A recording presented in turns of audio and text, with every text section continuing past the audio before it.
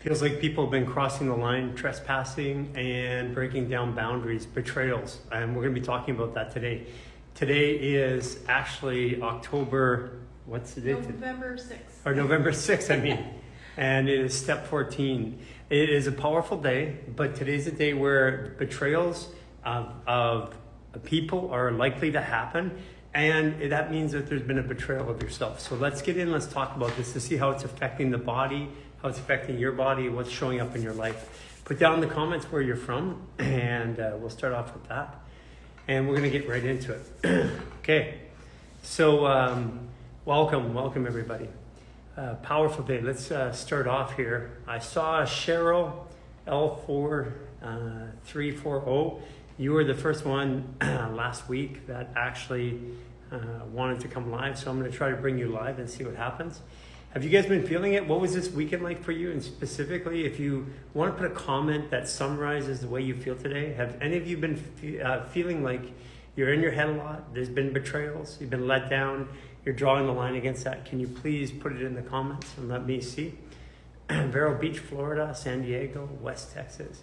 Cheryl 4340, I'm trying to go live.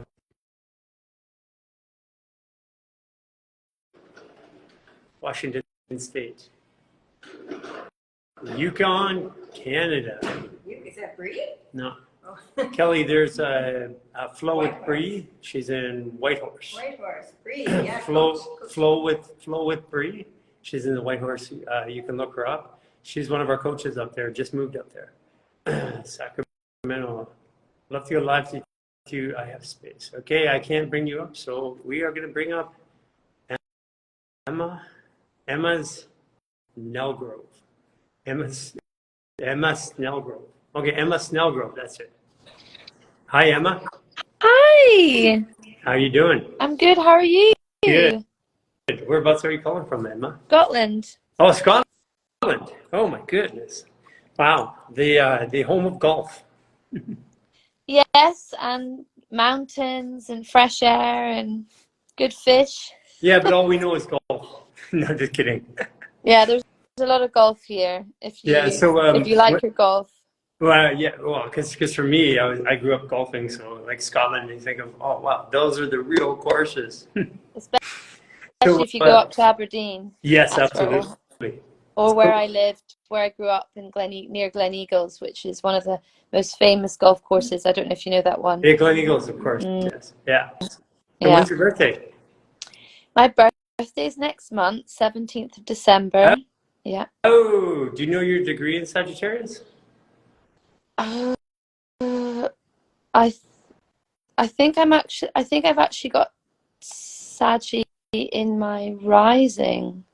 Yeah, so but you're a Sagittarius, so 17th makes you the same as Jason, who's here. But you could be the same degree. Do you find yourself very level-headed emotionally? Or wild emotions? Yes, I would say that since I started practicing Buddhism, I have a lot more understanding of where my emotions are coming from. Right. But I am a very emotionally open person, and practical as well. Yeah, a little practical, a little less fiery than most Sagittarius is, right? Yes, I would definitely put that down to my practice, though. Okay, so you should follow Jason. He is on our team. He's the same birthday as you. I think you probably have the same astrology. You might be at 25 degree. Do you daydream a lot? Are you in your head? I have daydreams. Yeah, I'm very good at visionary exploration. Definitely, very. Okay, creative. I think he's your male counterpart, doppelganger. So what brought you to ask to go live today? Pardon?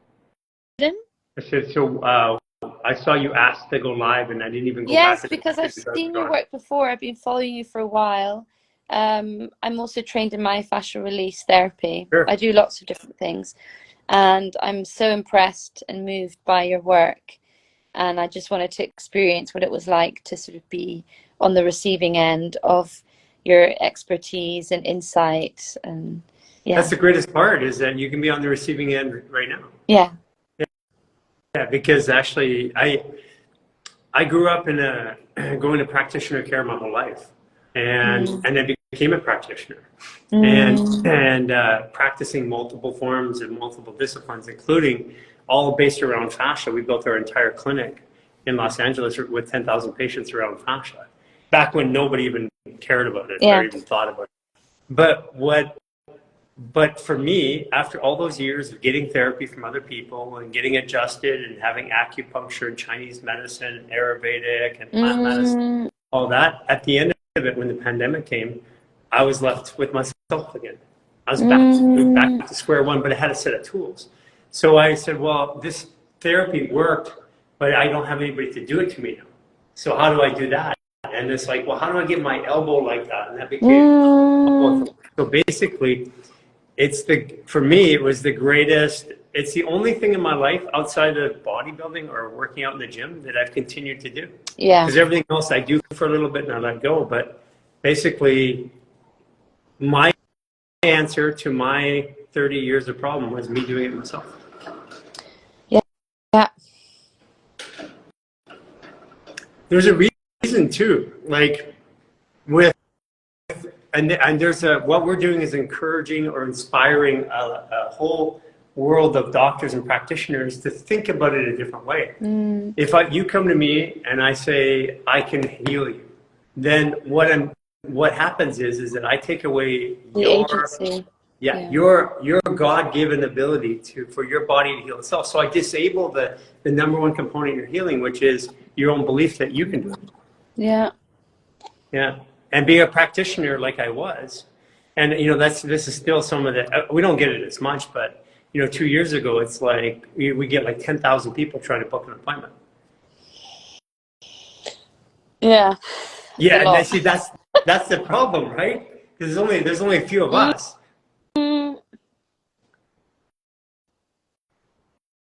Yeah. I mean, it's the same principle as my Buddhist practice. I'm an Nichiren Buddhist, and it's about taking full responsibility for my happiness and using all the things that are coming up and through as medicine. The poison can be transformed into the medicine, right? Because if it wasn't coming up, then I wouldn't know what I needed to do. Right. Whereas So what is happiness? Yeah. So that's the question. What is happiness to you? For me, happiness is knowing that whatever I'm experiencing and whatever I'm going through, it's not about relative happiness. It's not about the things that are transient, the attachments to a thing, but more about the absolute happiness. So about feeling that contentment and peace and acceptance of like all the storms and all the ups and downs, and knowing that the consistent thing is me learning to treasure myself, being compassionate to myself, and having that courage to keep moving forward and drawing out that wisdom in those crucial moments of going, okay, this is really hard right now, but it's within me to transform. Yeah, so another way of saying that would be no longer seeking satiation from the outside world to feel good. Yeah. And then, but that means that I can still go and get satiation from the outside world, but I don't need it. Yeah. I'm doing it out of a desire, not out of a need. Yeah, it's a very different. I found that, like, okay, so over the last 4 years, my desire to go out and do things outside, it started off physical, like I have to go to a restaurant, I have to go to a club, or I have to go to see people, or I have to go do something outside of me, was the way that I felt happy. That means that if I wasn't doing those things for whatever reason, I could be locked inside somewhere and I couldn't be happy. I had this experience because I was incarcerated for 27 months, 17 months in solitary confinement. And I had this moment, and it was one of the most transformative moments of my life. It was I negotiated my way out. What they'd done wasn't exactly ethical. Legal and ethical are two different things. And I was negotiating my way out, and there's a moment they put me for a short period of time into this camp. So there's no physical bars, but I didn't have to work because I was leaving, and I was in the morning for the first time in my life. I got up, I would eat my food, I would go work out with the weights, I would go sit down and meditate and contemplate. I'd go back, do some activity or something I wanted to learn. Then I go back nap, and I remember getting up from my nap, and I was thinking, man, this is awesome. I get to do all of this right now, and then of course the other side is, I still can't be with my family and friends, and I had this contradictory feeling because I felt satiated in my environment, and my environment was incarcerated. So then that was a turning point for me, because if I could feel good there, could feel good anywhere. that's it. And I say to people all the time, if exercise is a way of me feeling good, like if I need to exercise to feel good, eventually one day that will fail. That means that exercise is my drug, and it will hold me hostage at one point, because I will have something broken, or I can't move, or I will be restricted and I can't get out. There'll be something that stops me from doing it.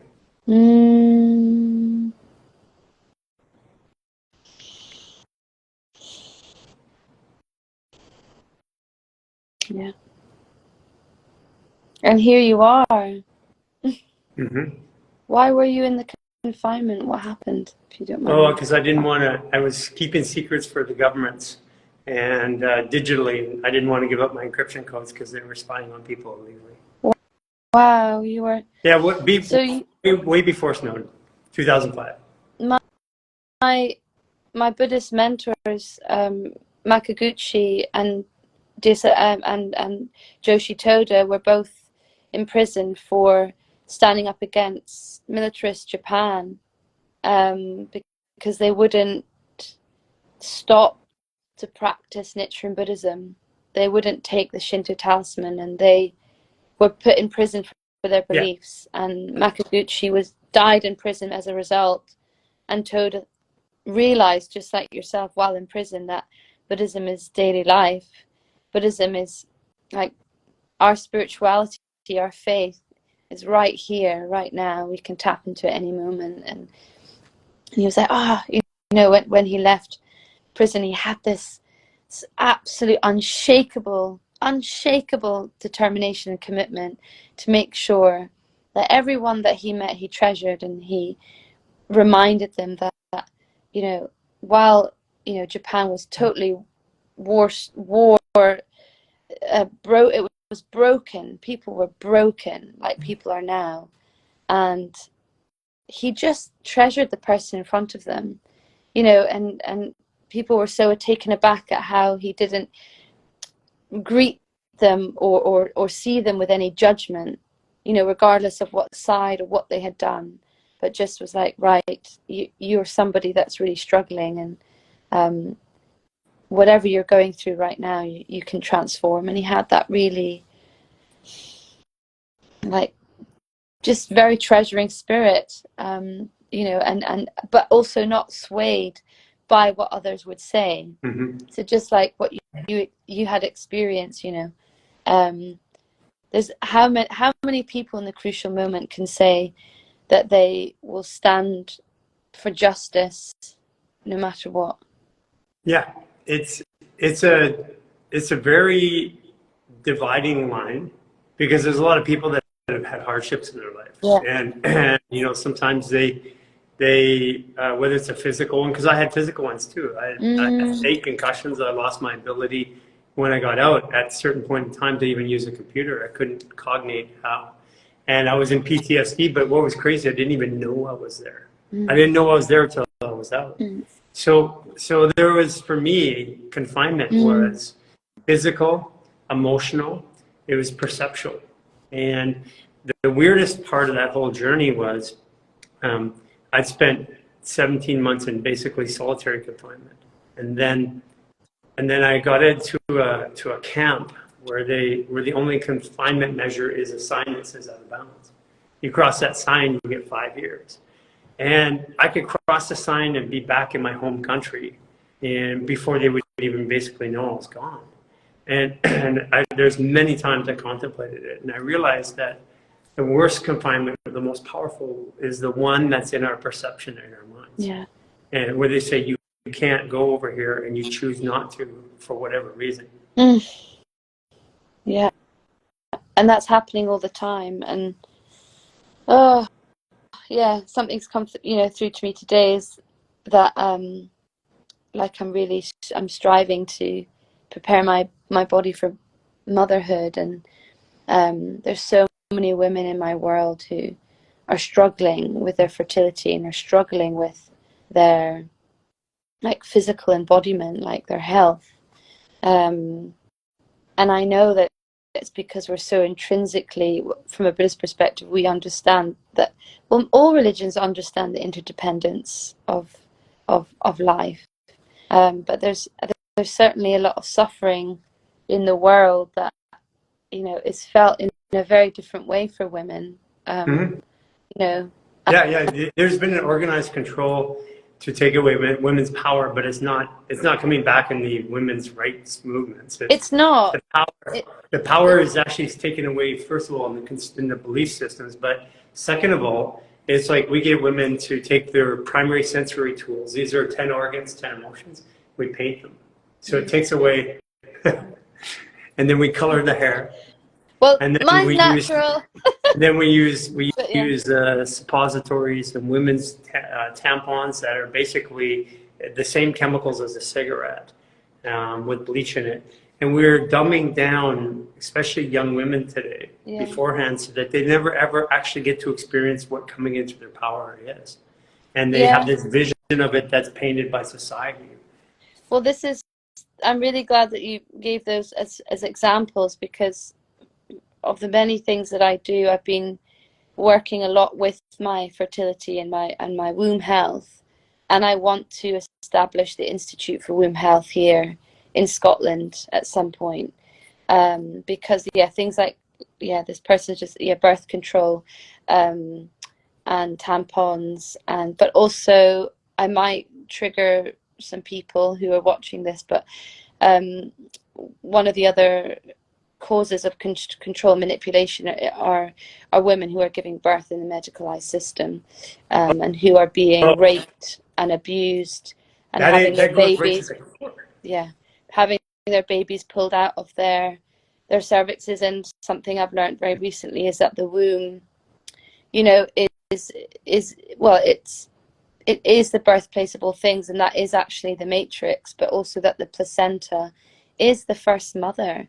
It's the first organ, like not an organ, but it is like an organ in the sense that it's functioning as a life-giving mechanism. It's an organ. It's an organ until the baby has its own. But you know what's crazy is that have you ever heard of lotus birthing? Yeah. See, 20% of the blood stays in the placenta and it comes back into the body in the third day, but we cut it off. So we save the placenta to save their life later on. Why don't we just give them those immuno responses right away? I always say this because I was like, who's the first person that decided when that baby came out and there's the cord and the placenta, who's the first person that decided it'd be a good idea to cut that off? Well, and then somebody way back when who found out that the way that we can traumatize women in the most vulnerable and should be most empowering chapter of their life is by cutting the cord, because the placenta can save the baby's life. If a baby can actually not breathe or make a sound for 10 minutes plus, but if it's attached to the cord attached to the placenta, the baby is communicating to the placenta, and the placenta is communicating to the baby, and it's saying, hey, I've got you. I'm pumping all that life force into you. There's no need to worry. You're all right. But then the hysteria around the medicalized system is baby's not waking, and the child is slapped, it's shaken. It's fear, from the very moment. Anxiety, and that lodges in the trauma. That trauma lodges in the tissue of the baby in our computer. And then our whole society is like that. Like I said, who's the first person that said this is a good idea? Let's cut that off. I mean, I, I don't think I would do it. I would say, wow, that's weird. It comes off in the third day naturally, by the way. Third day. So look. I mean, it can, but the other part of it is that women are told that if they if they're having a home birth, there could be complications with the placenta. And what women don't know is that, you know, the placenta is moving away from the wall of the womb as the baby has entered the first and second portal. So first portal, the cervix, second portal, the vagina, into the new world. And the mother needs to very gently guide the umbilical cord with a bit of tissue, because it's very soft and slimy, slippery, and just guide it out. It shouldn't be staying there for any length of time. No, I meant so that on the baby itself. Yeah, no, but that's what I'm saying. Like, Yeah. women don't, like, the other traumatizing story is that women are being told, you know, you could hemorrhage, the placenta could get stuck, and we need to guide our finger around the placenta, guide it out, and then you're fine. Like, the women who are doing this are saying that their birth was the most empowering when they gave birth to the placenta, because the baby came out. The baby came out. But the horror stories are often most about, well, the placenta's still up there. How's that going to come down? And I mean, I know that I had quite a peaceful birth, but my mum was bedridden for most of her pregnancy, and she blamed me for that. And what I learned later on in my journey of healing was that my baby, my inner child, knew that the only way it was going to be able to survive was to basically make my mum sick, because my mum was non-stop. Well, my mum needed to. And we now have the answers for that. I mean, we have women that are doing the fascial maneuvers all through. The bedridden portion is because our bodies aren't the way they're supposed to be. So we have women doing fascial maneuvers from conception all the way into the delivery room. As a matter of fact, totally twisted like this in the delivery room with the head turned. If you push down on your cervix, you feel it. Let it go, push down, and the pressure comes up here.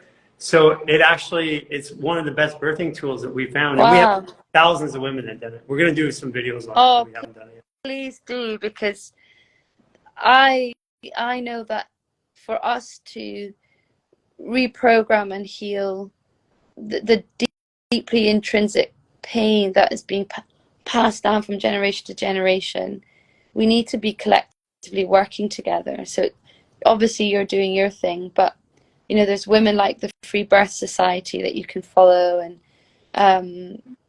you know, and also people like myself who are just making an effort to speak to women, and guiding them towards that wisdom. But like, if we can work more collectively together, and we are. You know what? These conversations. And we are like this conversation. I was so not expecting you to say, "Hey, come on." We couldn't have this conversation 10 years ago on a media platform. So, and I had a woman about in June, I think. I had a woman in June that was in labor. She'd been doing fashion maneuvers all the way through. She's in labor. She comes on the live, and we're talking her through the labor on the live, and it was so incredible. Listen, I have a scheduled interview right now. It was an absolute pleasure to speak to you. Talk to you. And I'm so grateful for your time and everything that you're doing. I really appreciate your dedication to all the work that you're sharing with us. Thank you so much. Thank you. Thank you so much. Bye. Emma in Scotland. That was a good conversation. Thank you, Emma. That was very unexpected today. I think it's really relevant because today's a step 14 day. So today is a day when boundaries, you know, are going to be crossed, and people are going to spend a lot of time in their heads. And these are boundaries. These are the balance. Like, if you define how someone is born, how we're created, and then how we live, and in between that is a lot of wisdom, a lot of information. You can talk forever about those two topics. Okay, let's talk to Chris Kidawski. We're going to go right from birthing to birthing a new view on your nutrition. Hey, Chris. Good morning. How are you? Good. You get a follow that conversation? I just caught the tail end of it, but I mean, it sounded absolutely incredible. So very happy for that lady. We're talking about birthing new life, and we're here talking about birthing new life for people through nutrition. Yeah, absolutely, man. The way that our food is conventionally made, they're trying to kill us every single day. So if we're not, I've heard it many times before, but the people that I learn from, they say, look, I'm not an expert. What I am is just an educated consumer. And a lot of times, like, for instance, you can go into your regular supermarket and then you can go into something like Whole Foods, right? The gigantic chain everybody knows about. And you can literally be purchasing the same product at Whole Foods with a huge markup than you would at just a regular, like a Winn-Dixie or something like that. And what they call that is they call it green packaging. So the same company will repackage the same product and they'll put something in there like, instead of high fructose corn syrup, it'll say brown rice syrup, organic brown rice syrup. Right now, you sit there and, okay, I've never drank or I've never seen organic brown rice syrup before, but you're buying it in Whole Foods and it says organic and you trust the product, the company, and the packaging, right? But what it is, it's green packaging. It's the same product. They're just selling it at a different store at a higher markup. And that's where the education comes in, right? Chris, that's where the education comes in. I had somebody ask who's speaking. So why don't we just give a little bit of background to put some context around our conversation? Because This is important that I want people to listen to you because when it comes, you are still partially working. So that makes you the best body worker in the world, in my opinion, still working. I appreciate it. And you're an author. So let's go through a little bit of that so people know exactly who you are. So my education on nutrition actually began before my education on fascia. All right. Like I said in our previous live, I was having major energy problems. By the time I was like 24, 25, I was allergic to so many different types of foods, more specifically like wheat and gluten and dairy. Anytime I ate something like that, it absolutely crushed me. At the time I was living in Hawaii, and out there, rice or macaroni salad is really huge. And if I had any of that, my God, I mean, I would want to take a 2-hour nap after lunch. And I was just like, I'm 24, 25. I'm deadlifting close to 500 pounds. I'm clean and jerking 275. I can run damn near a 5-minute mile. What is wrong with my body? I just didn't understand. And what it all came down to was just food. Was the right type of food. I mean, I was eating taro pancakes and orange juice every morning for breakfast. Things like that. And I bought it just because it tastes good. So I set out to read as many nutrition books as I could. And when I was about 6 to 10 books in, I realized they were all saying the same thing, but in a different way. And everything that they said to try didn't make any sense. And it didn't work on me or my energy systems. So the last book that I read was The Metabolic Typing Diet by William Walcott. And he starts talking about how through his diet structure, he's found out that certain people don't do well on certain foods, that food is medicine. Food is not what gives us energy, okay? And if you're putting the wrong type of food in your body, then you're going to get the wrong type of energy, or literally zero return, right? It's like putting diesel in a gasoline engine. The car might run a little bit, but it's not going to be running very well, right? So when I started to eat unconventionally, I guess you could say, and this is around 2003, 2004, so nearly 20 years ago, I mean, my goodness, my energy was so abundant. I didn't need coffee anymore. I didn't want to take a nap after every meal. I didn't want to take a nap after work. I was literally like the Energizer Bunny. And I'm looking at what I'm eating and I'm like, but you know, bacon is supposed to be bad. Eggs with the yolk is supposed to be bad. You're not supposed to be able to eat this much fruit in one sitting and not have your blood glucose shoot up through the roof and get diabetes. You know, so everything that was unconventional, my body agreed with. I had energy and I felt good and I was sleeping well, but everything that I was eating according to mainstream media and what they said in the magazines wasn't really doing it for me. I had no energy. I didn't like how I looked. I had a layer of inflammation and fat on my body. And, you know, I literally wanted to take a nap most of the day, even though I was getting 8.5 hours. And what were you doing then? Were you in clinical practice by then, or were you you were working out, CrossFit? What was your lifestyle look like? So I was actually a graduate assistant strength conditioning coach with the University of Hawaii. So I was graduate. I was learning. I was getting my master's in kinesiology at the time, and this is right around when I was graduating. So I was ready to go into the workforce. I think I was around 25 years old.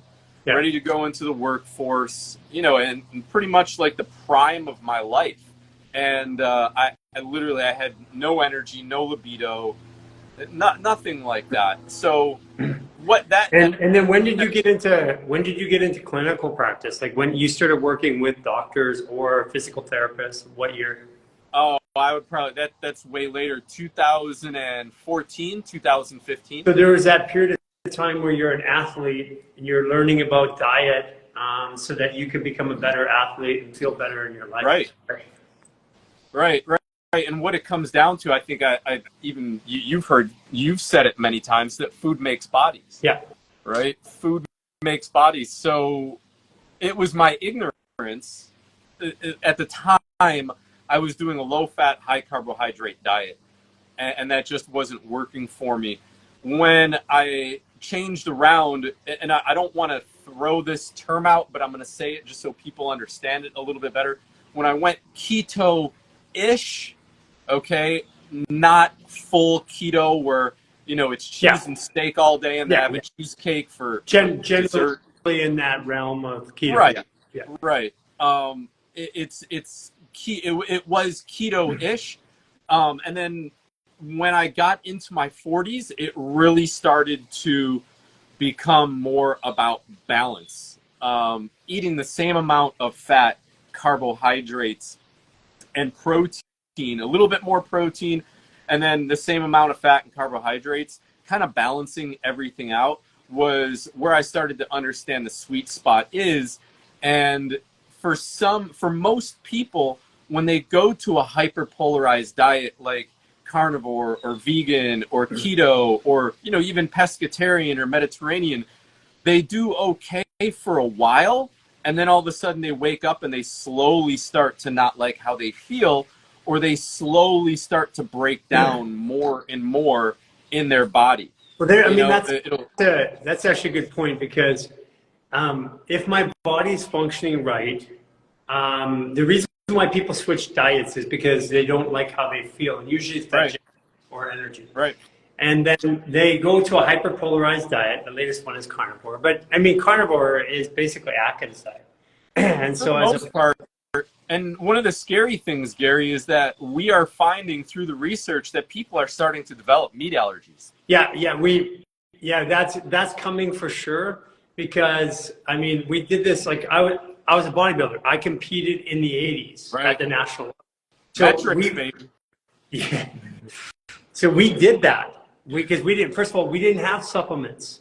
We had desiccated liver, egg ablum, and we had a multivitamin, and that's it. And then when we started going towards the pros, we had steroids. That was the only supplement we had. Right. So a little bit of so we had a little bit of insulin too. Yeah. So we didn't have the tools that we have today, but the meat allergies, and people, like what's happening right now is that we're testing blood sugar of people that have been in a carnivore diet and finding that their blood sugar is spiking, meaning that somehow, some way, and most people just don't test, somehow, some way, the body's converting. And the body can convert any food into anything it needs if it has the need great enough. You know, and that's the human adaptation cycle. It's just that we get hardwired into these belief systems about what can happen or how it does work. So this journey, you were studying food for your own health, nutrition, and performance. And then you started to move into a clinical practice. Like you started working on bodies, and how did that transform into that area? Well, you see a lot of people having neuromuscular pain due to stress that organs are under from the food that they are consuming. Couple that with emotional stress, couple that with job stress, with stress from the family, and you're kind of like dragged down into this whirlpool, this spiral, right, of pain. And a lot of people will come in and it's like, oh, you know, like my right side back and my adductor, they're acting up. And I'm like, well, this is your gallbladder and your liver meridian right here. Yeah. And sure enough, you know, we press into that area in the gallbladder and the liver right underneath that right rib cage, and they're sore and they're tender in there. And then later on, they're having like this uncontrollable rage that they don't understand. And I said that, you know, that's the liver and the gallbladder releasing right there. And then the next day they're like, oh, my back pain and my hip pain and my groin pain, it's no longer there, or it's very weak, like a 2 or a 3. So they come back and, you know, I do a little bit of soft tissue work in there and they're A-okay. So, you know, it was the evolution of, you know, okay, so I just want to look good and feel good. This is why I'm changing my diet. To then, oh, I created a lot of problems in my organs, and that's creating problems in my body. I'm not just working on muscle. I'm working with meridians. I'm working with, you know, I can do this, but if you go right back to the diet, to the Pepsi and the chicken wings and everything like that, we're going to have a problem again in 6 months. It's just everything's going to tighten right back up. You're going to jam up the liver and the gallbladder again, and you're going to be right back here. So you start to realize, I went through the whole evolution like we've talked about so many times of, you think you're just working on a piece of meat, then you think you're working on an organ, and then you realize that it's just an energetical exchange. And you suffered from that way worse than I did, working for so long at the Human Garage, gaining all that weight, you know, vomiting for days on end, even though you're not eating any food. And then for me, the 6.5 years that I did that full time, I mean, I worked myself into stage 2 adrenal fatigue and just absolutely, you know, just destroyed my liver, my kidneys, my gallbladder. I mean, everything was just... You were headed the same direction. Yeah. Because at six years, I started getting this bump here. Yeah. And it was unexplainable. Like, there was no explanation. You couldn't see it on lab work. And it just looked like I was kind of fat right there. And I couldn't figure out what it was. It was my liver. Yeah. And it was swollen. And it was also holding in my solar plexus all the emotions. Yep. Well, it was happened around 8 years, between 8 and 9 years of working clinical practice. That's when the weight started coming on.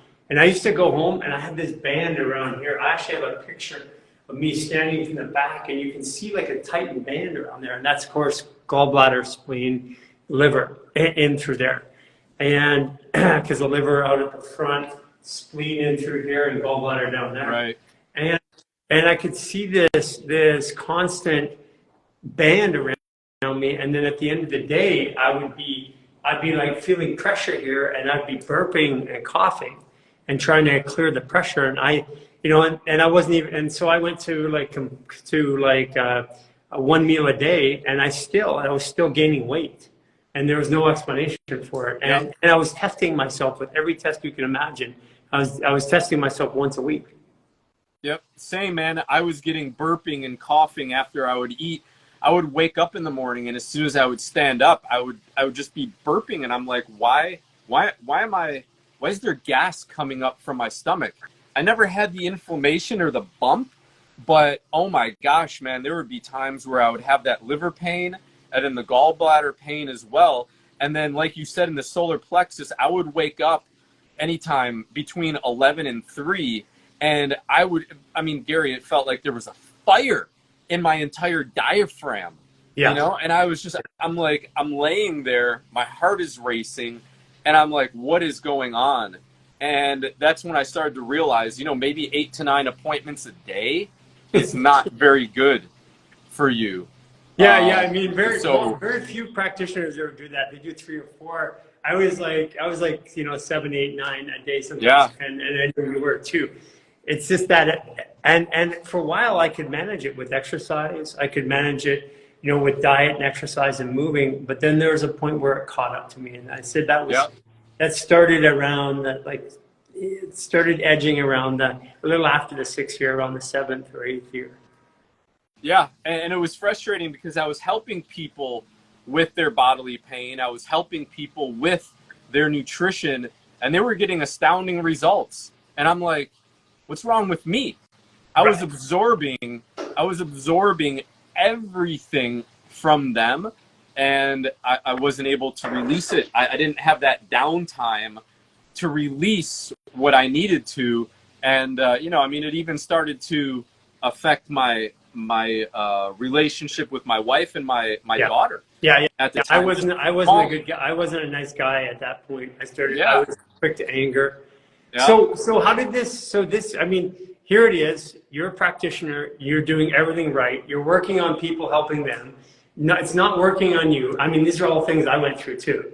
And it wasn't working on me. It wasn't working on you. So how did this radically affect, because we're talking about what you're going to be doing is a 12-week nutrition course for us. Right. How did this radically affect the way that you saw nutrition? Oh my gosh, man. If you want to talk about, I would say worse than politics, okay? Worse than anything that the government or politics can talk about or can put out, okay? Everything is a lie. Everything became hyper marketing. Everything became, everything became, can't eat that anymore. It's like I used to depend on that as a staple in my diet. And then you find something else out about that, and you're just like, can't eat that anymore. And it's not that I've whittled my nutrition down to just eating a couple of core things. It's understanding that any one nutrient consumed too often, including supplements, is going to be a problem. It's going to become a problem. You should never be eating the same thing every day. You should never be taking the same supplement every day ad nauseum into the future, never stopping. Okay? That is actually what you're talking about. It disrupts the current view of nutrition and supplementation. Yeah. So this is part of what you were going through, is you're saying everything is this way in the textbook. And I get this a lot. Like we had, 8, 10, maybe 12 nutritionists at Human Garage, probably 8 to 10 on a regular basis. And they were counseling people with nutrition, and I kept interceding because I'm on the table with somebody and I could feel that things weren't working right. And then I go back and say, what are you doing? I'd sit down with our own nutritionist, and I'd see where they're doing everything right by the book. But I'm like, at some point, even the supplements are causing more damage. The body doesn't know the difference between, this much food and that little pill. Yep. It has the same chemical detox response to that pill as it did to all that food. And so there's a load of nutrition, supplements, too many supplements, and too much food, or too long in the same thing. So this is what you were changing, is you were changing your view of how to interpret all that information, and you created basically your own view of it. Is that a fair statement? Right, yeah, no, exactly, 100%, man. Carl Lenore, Superhuman Radio, I believe, is where I saw it a couple days ago. He put up an infographic showing how the increased consumption of probiotics, even things like kombucha, having one kombucha every single day, has been increasing, or it's been pacing, the same diagnosis or the same epidemic of SIBO, small intestinal bacterial overgrowth. You're putting It, bacteria in, it's fighting. By the way, a little shameless plug for BioOptimizers. BioOptimizers, their P3OM is the only probiotic, it's patented, that does not colonize. It's a seek and destroy, so it basically seeks and destroys, so you don't get that overgrowth when you're taking it in large doses. Because I agree with you, I saw that happening.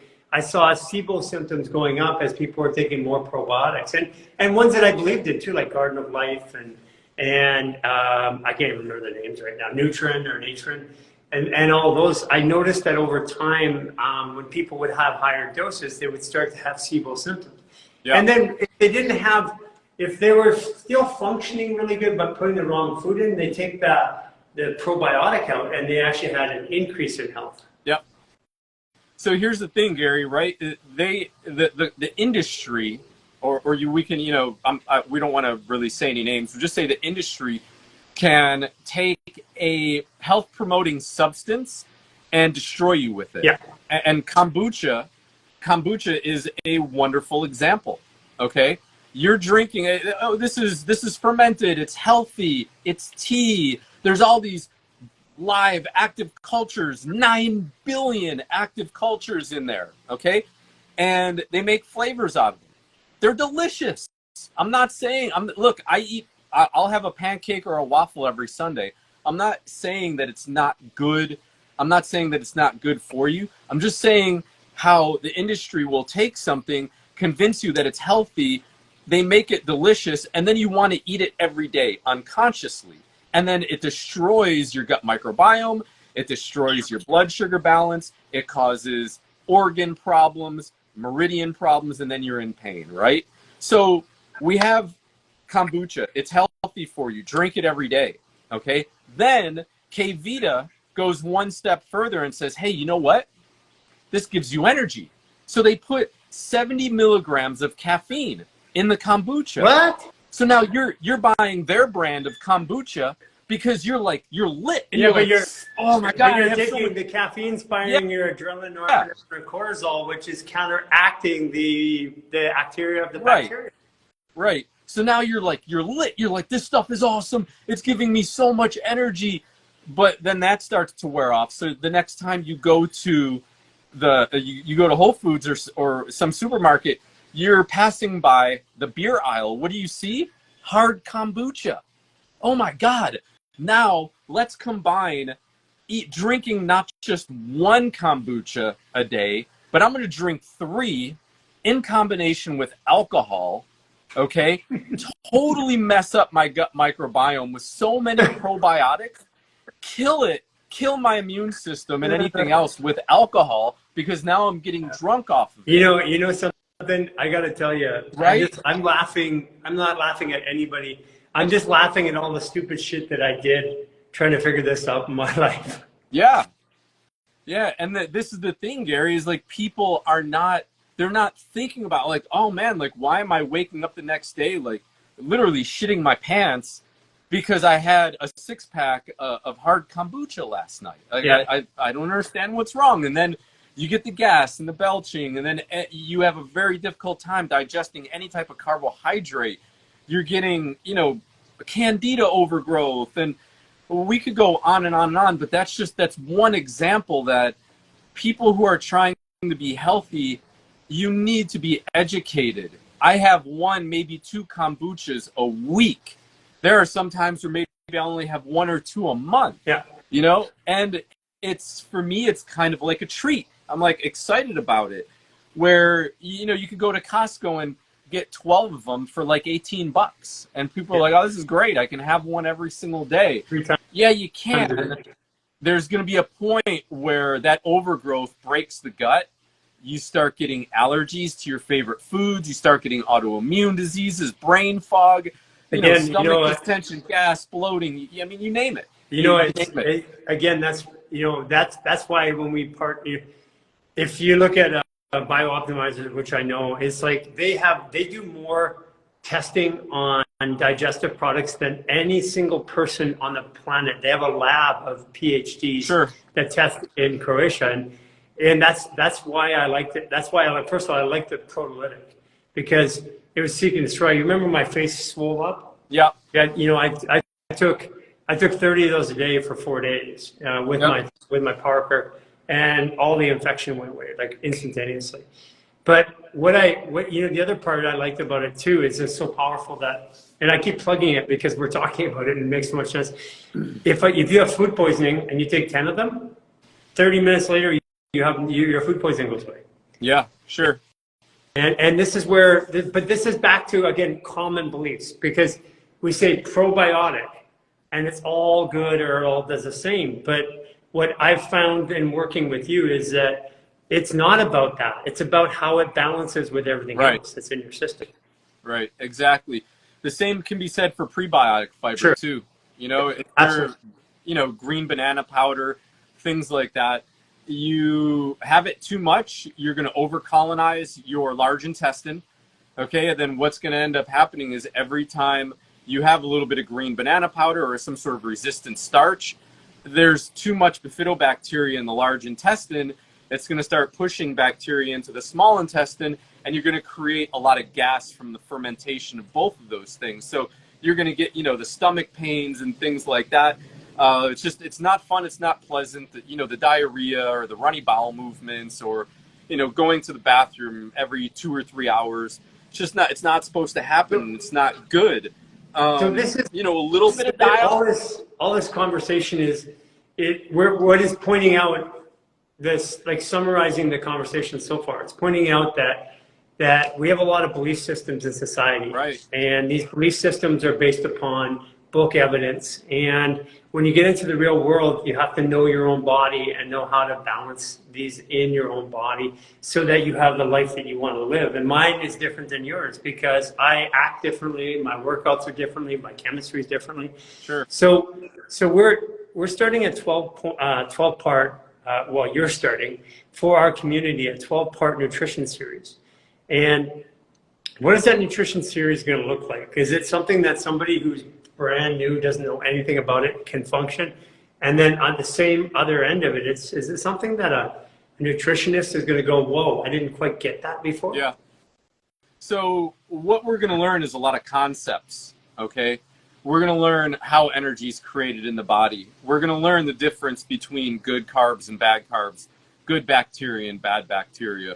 We're going to learn the difference between the best types of protein and protein that we kind of want to stay away from or just have every once in a while.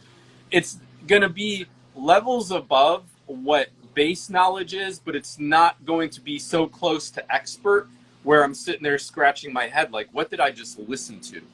Okay. Yeah.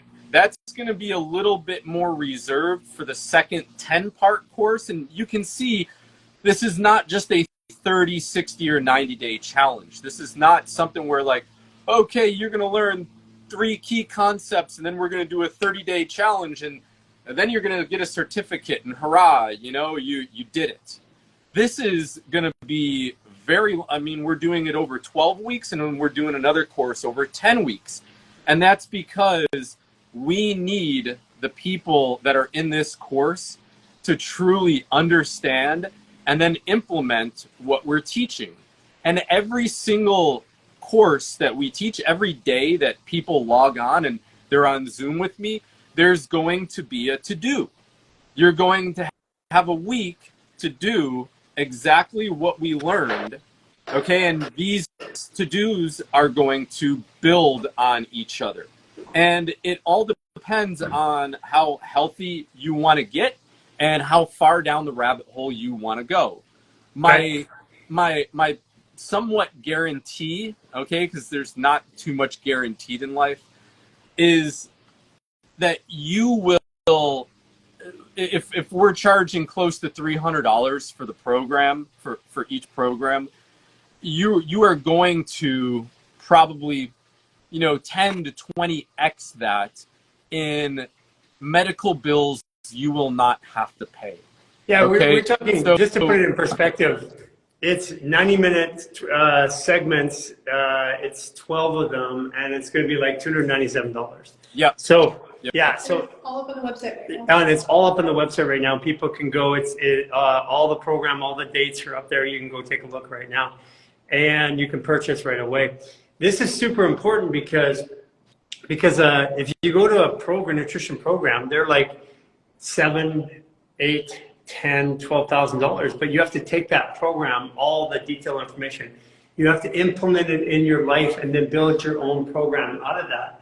And what you've done is you've distilled these thoughts or these processes, and then taken it out of the realm of nutrition only and said, this is how you move your body. This is what breath work is going to do for you. This is how you sleep, which is the missing part, I feel, in nutrition training, is that you can do all the nutrition training, but if you're like jacked up here in your shoulder and you're jacked up in your adrenals and your body's firing adrenaline every day, it doesn't matter what you eat. You are going to have problems with digestion and you have energy issues and stuff like that. So you're actually taking all of those ideas and then taking the idea of nutrition away from mainstream and then breaking it into practical things that people can do every day. Right. So I guess better said, we're going to learn in the first course about nutrition, okay, concepts of nutrition and how they apply to the human body. In the second course, we're going to learn about the physiology of nutrition, okay, how food will actually affect and make bodies all the way down to the immune system, the mitochondria, and the DNA, okay? And we're not going to get so involved where, you know, you're going to be needing to learn terms like tyrosine kinases or IGF-1 or HDAC or whatever. But what you're going to do is you're going to be able to surgically, or like a sniper, choose the right foods that are best for you at the time that your body needs them. You're going to understand what you're feeling. It's called intuitive eating, right? And you're going to understand, like, okay, today's a Tuesday. This is how I'm going to eat today. Well, I woke up hungry. What do? Oh, I can have this instead of fasting until noon, okay? So while we have, you know, these key concepts and these key time frames, really what you're looking at doing is getting, on average, a C+, okay, in your grading to do really, really well. So you don't have to have such a tight, controlled diet where you're going out with your friends on, let's say, a Thursday night, and, you know, everybody's eating and drinking, like they're eating pizza and drinking beer, and you're like, oh no, I can't have that. You know, I'll have the salad, and you're the killjoy for everybody. You know that you're going to be able to eat that because you're going to learn a key concept that we call offsetting, where you're either offsetting bad food choices through fasting, bad food choices through supplementation, or bad food choices through supplementation and eating certain types of food prior to making those bad choices. Like if you want to have pizza, have a couple of stalks, have a couple of raw stalks of asparagus before you have pizza, and then have 3 or 4 more raw stalks of asparagus before you go to bed. So and what do you do? these strategies, it's basically it's about strategy and how to live your life, not about the technology, the technical aspects of the food all the time. Not being a monk when it comes to food, right? Even though monks drink a lot of beer, but not being that person where it's like, you know, you're just like you're praying to God every meal, like this is all just chicken, fish, and salad. That's all I'm eating. I swear I'm never going to eat anything else. That's not a way to live, okay?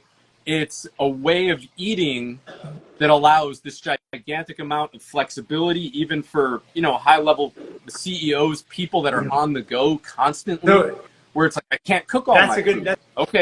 That's a good point. You don't have to. For people who have a disease, people who want performance, people who are like a CEO of a company, have to work. So you're teaching people how to create strategies to adapt their nutrition and their thoughts around nutrition and supplementation, or strategies so that they can live their life. Yep. So when I knew that this stuff worked, I had a girl who was 39 years old. She had lupus and celiac disease. She barely had any energy throughout the day. Her and her husband had been trying to get pregnant for, I think, like a year and a half. when I got her on a specific way of eating to get her immune system to stop attacking herself, what ended up happening was the lupus and the celiac disease went away to the tune of about 97%. She said every once in a while she'll get like a wave of like 15 minutes where she's like, oh man, I feel weird, but then her body kicks out of it. Not only did that go away, but she got pregnant 3 months later. Yeah. So you start to wonder, like, was her immune system actually telling her mitochondria and her DNA, I'm unfit to be a mother because we get that, Chris. We right? get that all the time when people come into like therapy, Human Garage.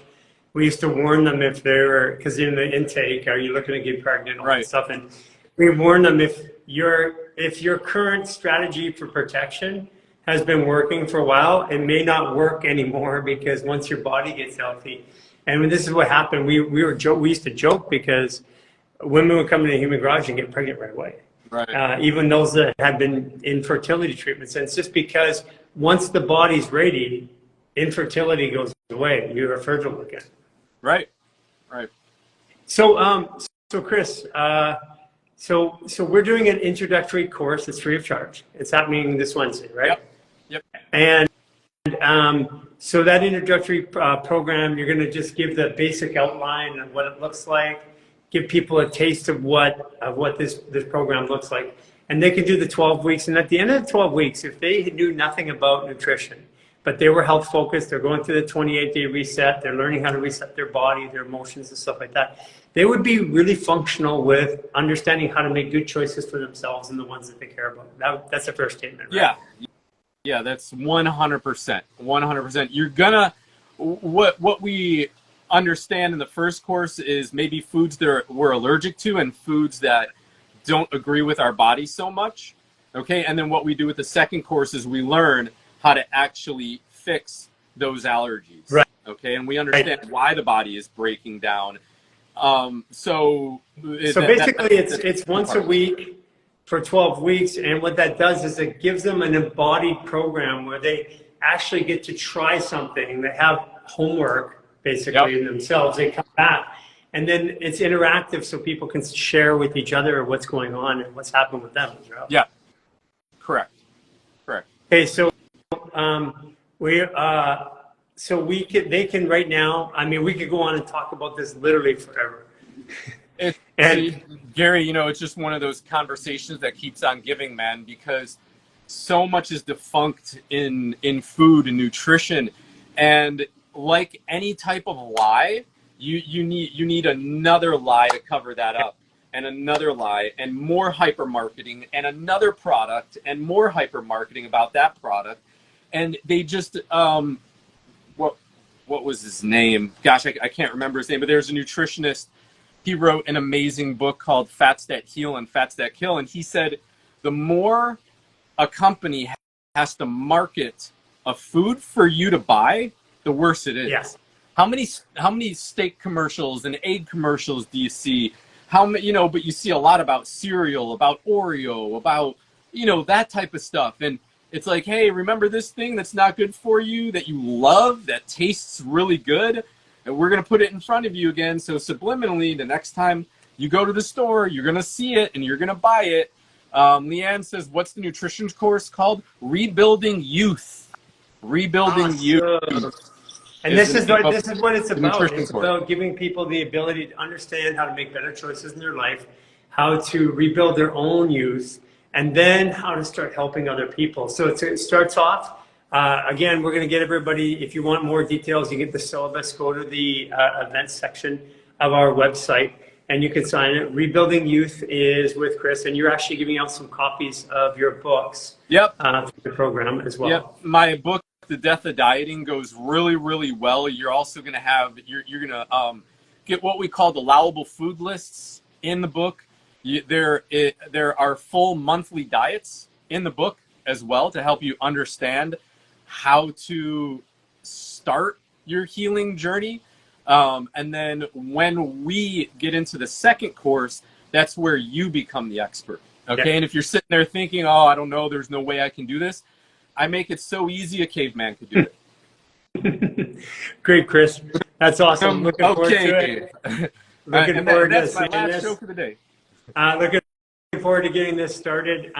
We have such a group of people that are starting to take charge of their own health, and they want to help other people. And the best way to do this is to understand what those food choices are, because at the end of the day, if I feel better each day, I'm going to make better choices. That's right.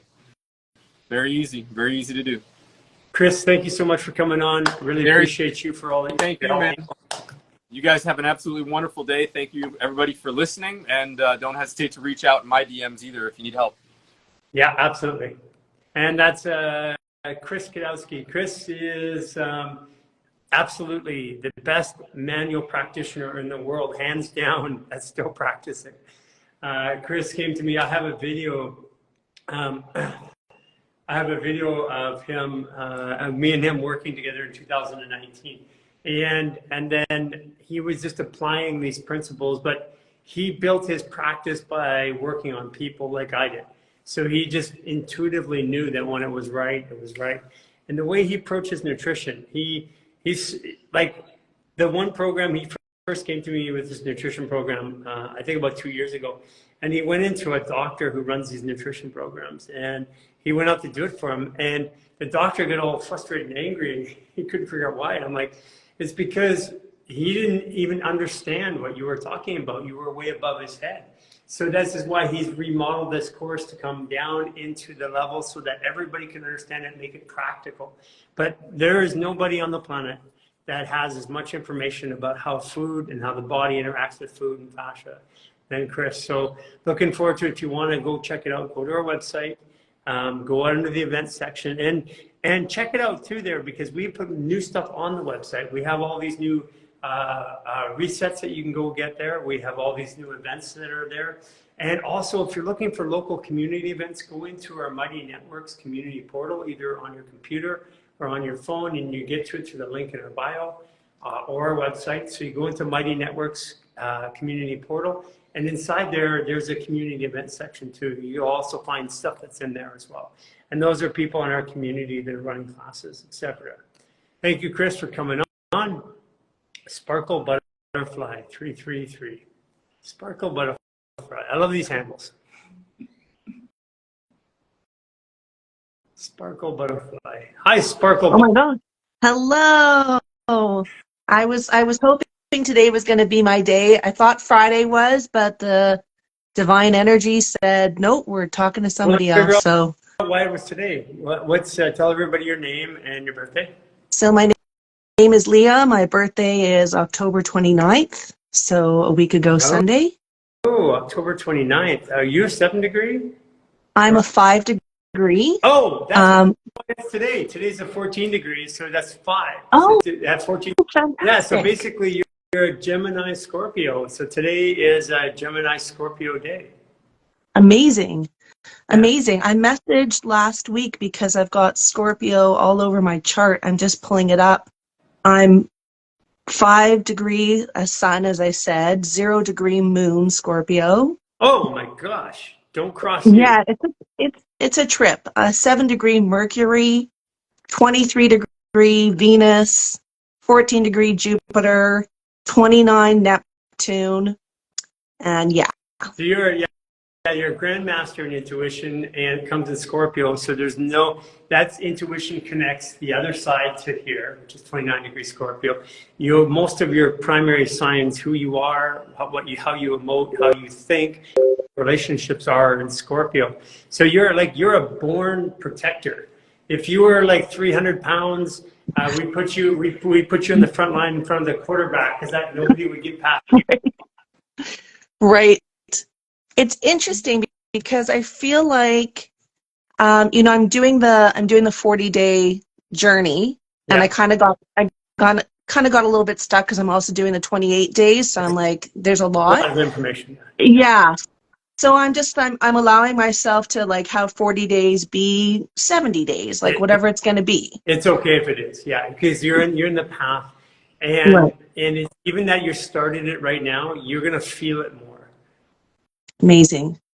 So one of the things that I found interesting was, I think when it came to the moon, it was something like my truth statement was, I'm protecting myself, protecting myself. It was like just Yeah. protection, protection. And I kind of have felt throughout my life, though it's shifting now, is that not having an awareness of who I am. Like I almost feel like I was so protective that I was blocking myself from getting to know who I am, if that makes sense. Yeah, it does. And it's also that if you have a lot of your energies in which over 60 years are in Scorpio, and then you have Gemini with all those fives or net fives, 5 degree, 14 degree, stuff like that. What's going to happen is that if you have a lot of aspects in one area, a lot of your energy in one area, one aspect, you don't have the reflection points. So you kind of read your own headlines.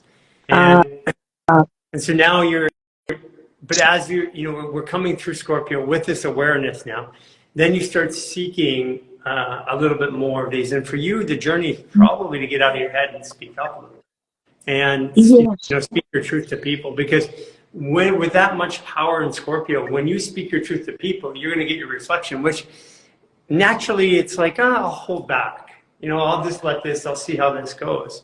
But you'll get your reflection as you speak up. So that's probably one of the keys for you, is to learn to speak what's on your heart. Okay. Yeah, my husband, before we got married, he would always say to me, get out of your head and into your heart. Yeah. What's your husband's birthday? September 27th. Yeah, that's funny. So he's there to balance you, and is he 5 degree? Sounds like he's a 5 degree. You know what? I'm not sure. My bad if I didn't do his. I'm sure that I did his chart. Give me 2 seconds. Yes, I did. 5 degree. If he's a 5 degree, I'm gonna laugh. He is. Let's see here. He is 4. 4 degree. Okay, so he's an Aquarius, Libra. So he's all about. 4 is a community focus. It's more about it's about maintaining integrity. It's about bringing. So he's always trying to bring balance back to those sides, to fairness, equality, integrity, community, stuff like that. Yeah, that's very much him, and it's just interesting. I'm just seeing now that his moon is 26 Scorpio. Yeah, so basically that's so he's decisive. Yeah, 26. That's Cynthia's moon. So basically, I completely understand what you've had to go through all these years. No, I'm just kidding. No, because that Scorpio moon is super powerful and super protective, but when it gets out of control, like if the body is out of whack, or if there's too many narratives or programs running, it can get very vindictive sometimes. But that can come out in different ways. It might come out in not doing something or doing something, but it can come out as a little bit of stubbornness. Yeah, I hear that for sure.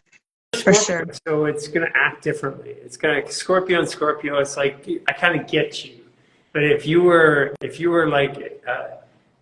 not expressing all that Gemini through Scorpio, if you were expressing it through Sagittarius or through Virgo or through something like that, there'd be a lot of friction. But you have the basic same tendencies, because you're a 0 degree Scorpio and he's 26. So you're just a bit more mature in the expression of those emotions. I know when I meet people and I tell them that I'm a Scorpio, they're like, "Oh, you're not what I expect from a Scorpio," and I'm like, "Oh, thank you." Yeah, because you're all Scorpio. Right. Yeah.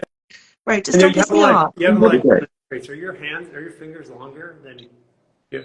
No, actually, they're not. Okay.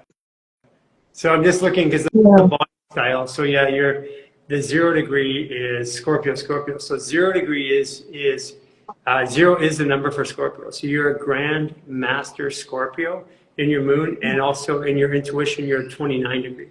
So 29 and 0, it goes from 0 to 29. They're both the ends of the spectrum. So you're a Grand Master in your intuition, and you're a Grand Master in your emotions, which means that your intuition and your emotions in the first 30 years of your life is probably greatly tested.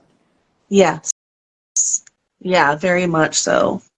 Very much so. And I feel like, you know, doing the reset is helping me to get more in touch with my intuition, you know? Yeah. Yeah, and you probably had a calling for the last couple of years, like around 2019, to like change something dramatically in the way you show up in the world and who you are, what you're going to do. Yeah. Actually, it was interesting. My body was letting me know, like, pay attention. I felt like my systems were starting to break down. I was like having Niagara Falls coming out of my butt. Like, it was just like, wow, what was going on? I'd say that's shitty, but that would be an understatement. Right, right. And I reached, and my mom had colon cancer, so I started thinking like, what's going on here? But like I knew that it wasn't that. But you yeah, know that your mom having colon cancer, you know, especially colon cancer is basically grief. And and you connected to your mother would have been shedding that, because from 2019, 2020, from 2019 onward, basically, anybody who had a lot of mastery in their chart, which you do, was being pushed to, and it started really to August, all the way through to the end of the year, right up to the pandemic. People were being pushed to make a change, to find a new life, to help people, to find who they were in the world. So that ended up a lot of relationships ending, jobs ending, new careers starting, breaking down of belief systems, a lot of giving up of possessions. I don't want things anymore. A lot of internal reflection started. And again, it's when I say master, I don't mean it as a pecking order. It just means that in other states of awareness, you've been there, you've been through that journey before. So in this life, you have more challenges because you come into the life looking to have, it's like if you're a pro tennis player, you don't want to play with an amateur. It's no fun. right. So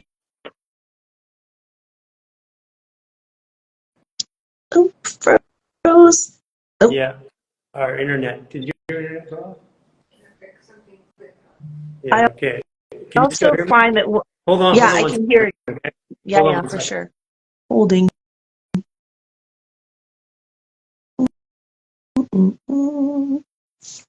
Okay.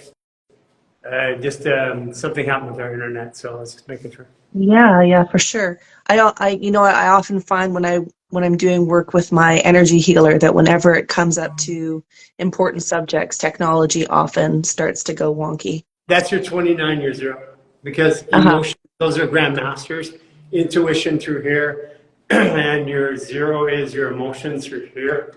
And those two areas are big portals in the body. And for me, when I would get angry or frustrated, my computer would stop, my phone would shut off, it wouldn't turn back on, batteries wouldn't work, stuff like that. Yeah. You know, it's interesting because not this past summer, but the summer before, I've gone through various stages of anxiety and depression, and I felt it coming on, and I was like, oh no, and I turned to my husband, I'm like, sorry, see you on the other side.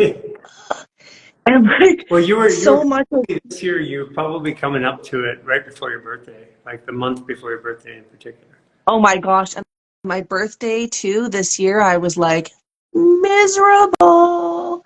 Yeah, and my husband was like, I bet you that your birthday, hold on a second.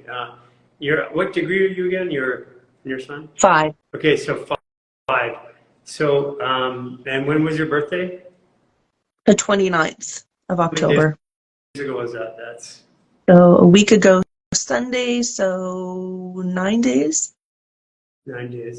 So this year your birthday and your astrology, so your calendar birthday and your astrological birthday happened at the same time, which is which is also another big deal. That means that you're going through, this year is your transition year. So basically, from this point forward, from your birthday forward, you should have started feeling better.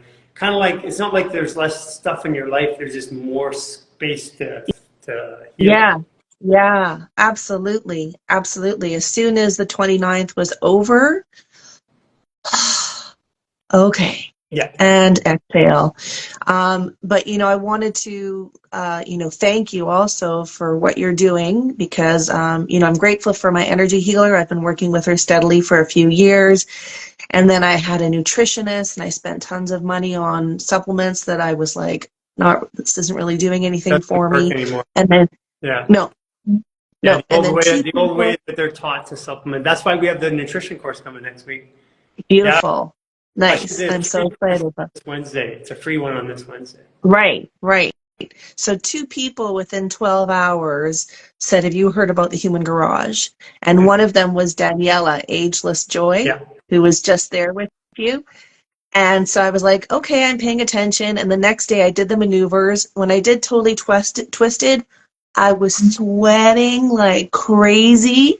And then the next day I slept for 3 hours in the afternoon. And I went to a Toronto gathering of Human Garage people. And I told them about my sweating and sleeping. And I got like the biggest round of applause. So I was like, okay. But I have to say that within a week to a week and a half, my anxiety and depression gone. Gone. So I am so grateful because it was so painful. I couldn't eat, I couldn't sleep, I couldn't be. Just existence was painful, and I just wanted to escape and sleep and just like hurry up, death. Like let's just end this. I didn't want to kill myself, but existence was so painful, and so I'm so beyond grateful.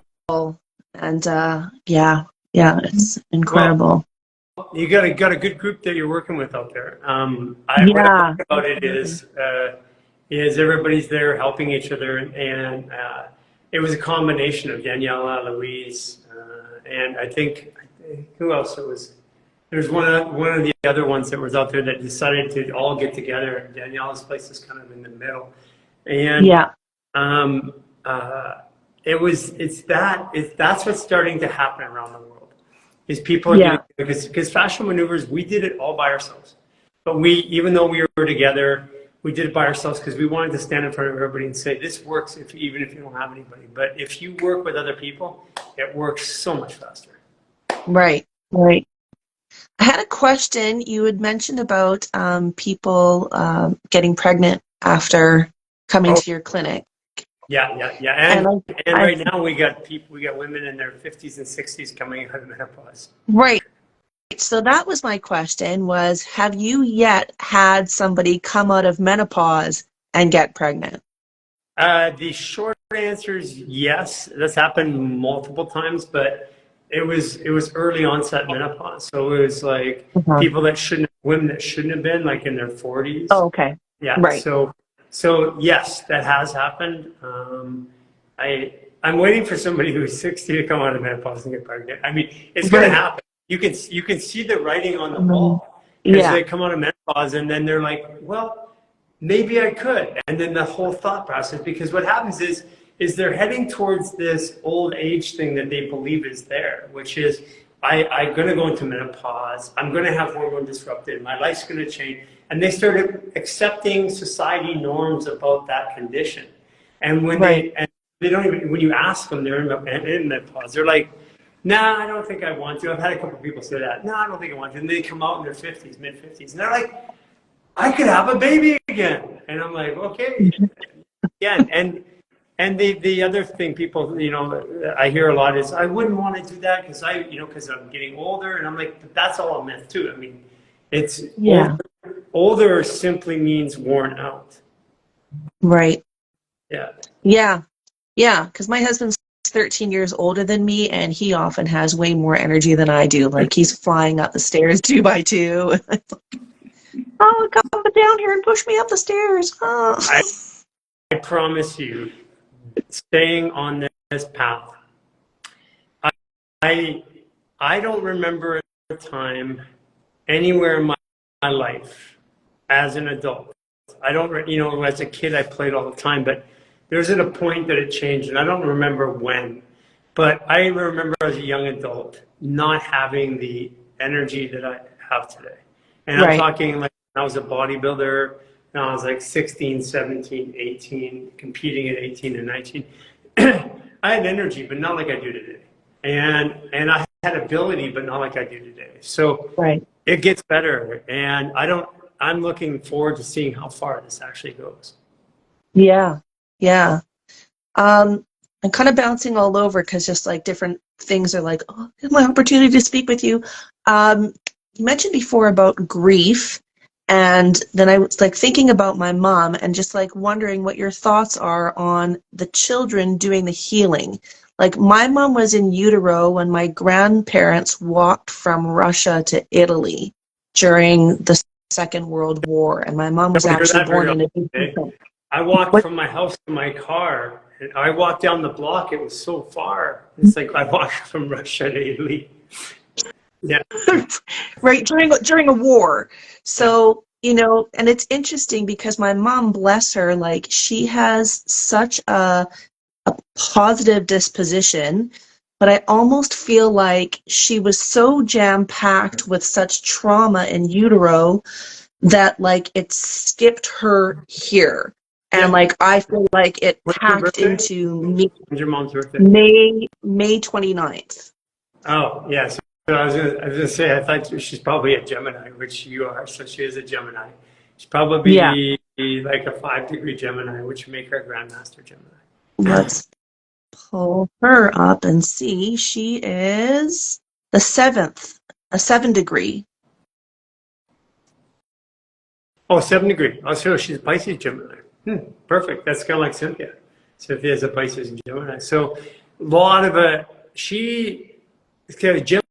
Geminis can just go to the other place, you know, and the Yeah. Pisces can also do that. So they can Uh-huh. divorce them easily from the situation in the world. So, but when trauma is not a static thing that sits in my body, because I interact with people emotionally and physically all day long. Right. So if I'm in a trauma pattern and I'm with you every day, you're in a trauma pattern. If that was created, like if I'm an offspring or a brother or sister or mother, that trauma is carried through, and in utero, all that trauma gets carried in the tissue and it gets passed because the baby doesn't have a neocortex or the ability to separate myself from the feeling and emotions and thoughts. I don't have that until the 9th month. So that means up to the 9th month, every bit of trauma, expression, emotions, fear, anxiety, grief felt by the mother is lodged in the tissue of the child. So the tissue, like if I walk into a room, I'm angry, you feel it, even if you don't know me. So so what happens is if I bring up that trauma later on in life, the child automatically feels it. They're like, what? And it's an automatic response because they weren't even aware that it's there. That's how programming works. It's like that is our core element of our programming is how we feel. And when we get our it's how we think about what we feel. But we don't get that part of the brain until we're just about ready to come out of the womb. So it's like if a gunshot goes off in utero and the mother's like, oh, ducks down like this, I'm getting shot at. And then they go, oh, that's just not gunshot, it's a car backfire. And then they come back up and they go, oh, that was just a car backfire. Well, the mother can logically take and then that trauma and say it wasn't, like if you think it was a gunshot, you're like traumatized. But if you go, oh, it's only a car, that you still feel it, but the trauma, the narrative of it drops down from like a level 9 to a level 3 or a level 2. But that's still there. But the baby, when he comes out of the womb, or she comes out of the womb, it comes out of the womb, and it has that backfire, it has that visceral feeling, but no way to explain it. That's irrational. Those are irrational triggers that are carried from generation to generation. and it's, we proved in the clinic that we would test the entire family and we would see that the chemistry of the children matched the chemistry of the mother. Not the blood work. I'm talking about the subclinical, like how hard's your liver working, how hard's your kidneys working, how hard's your bladder working, like what's your hydration, are you anabolic or catabolic? Those things there, the children and the mother would be the same. And when we would change the mother's chemistry, help her get better, the children automatically became better. Wow. And the same thing works from an energetic. That's a very physical, visceral, physical line that we can map. But the same thing happens, like you were asking with your mom. When you're go through change, your mom will go through change. When I was going through my healing of my trauma, my mom, for the first time in my life, my mom basically left at 5. She left again, came back, left at 7. And then at 13, she was gone. So she was in my life, but I didn't get the chance to live with her or be a part of it. So when just before and during the early part of the pandemics, my mom lived with us, and I got to, as I was healing going through my own journey of healing all these traumas that were my mom, who was 83 years old, and she's just a little spiritual Leo. She would just I remember having this conversation with her. It was like talking to a 9-year-old when her trauma really started. So she would go back to that point when she started. It was the weirdest situation. It was, we're in Vancouver and there's all these high rises downtown. And she saw some flashing lights at like 2 a.m. She was up and then she triggered her. She went and got me out of my bed. And she brought me and showed me the lights. She goes, I think somebody's in trouble over there. And I'm like, Mom, I think they just had a party. And, no, I think somebody's in trouble over there. And I'm like, Mom, there's buildings around there, and there's a concierge. If there's somebody in trouble, there would have been somebody who identified this. But how do I want to tell somebody that somebody may be in trouble, and I have this conversation, and I thought at some point I thought maybe she's drunk. Maybe she's sleepwalking, so I'm testing. She hasn't drank anything. She's not sleepwalking. She'd gone back into this 9-year-old state, and then she goes, well, if that was me, how would I let them know that I was in trouble? Oh, and interesting. Contemplating all of these things that was going on from her 9. She was in that 9-year-old trauma removal state. But at that same time, I had been going through this very visceral trauma release in my body for months. That she was around, she started processing her own trauma, and that accelerated all the way to the point where she decided that it got to a point where the human garage and this journey of helping people and having a center and stuff like this, she's always tried to do that. She was looking for land the last 20 years to build a community on. She had some money and she was looking for land to build a community on, and so when we were getting close to actually going to Lions Bay, the trauma came up in her and she started acting like a little kid again.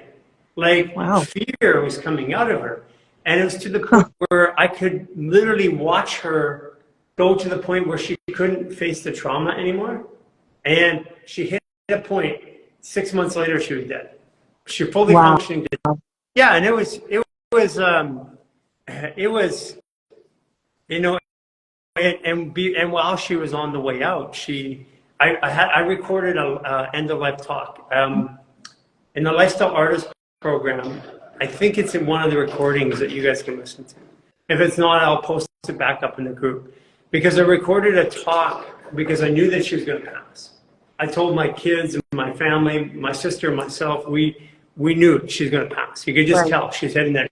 Yeah. Everybody's like, she's fine. She's doing all this. She's like, and I'm like, go talk to her. Well, she passed literally 6 months to the day. We had a very heated discussion about not being afraid of moving forward. And she went all the way down to the last part of it was like having to wear a diaper in bed. And this is like 6 months earlier, she's driving a sports car around and drinking, and having like dancing and stuff like this. And there was no physical change in the body. So this is where she hit the limit of her ability to process the trauma. And I saw a very visceral path of how that's affected. And I know that at that time, I was releasing the trauma so I could move forward in this life, the one that she wanted to do. But it wasn't her telling me to do it. It was me wanting to do it finally, because I wasn't there my whole life. This is the last thing I imagined doing. And watching that in firsthand, it showed me how, as I was releasing trauma, she was releasing it too. Wow.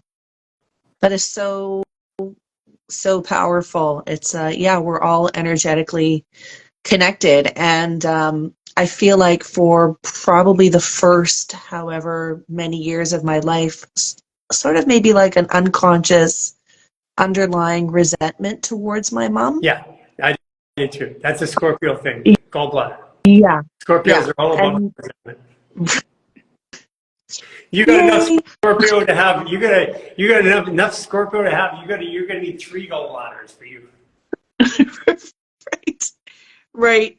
And then it's been in recent years through different like learning and I guess maturity and all of that that I've allowed my mom to just be who she is. Right. And it's really made a tremendously positive impact on our relationship.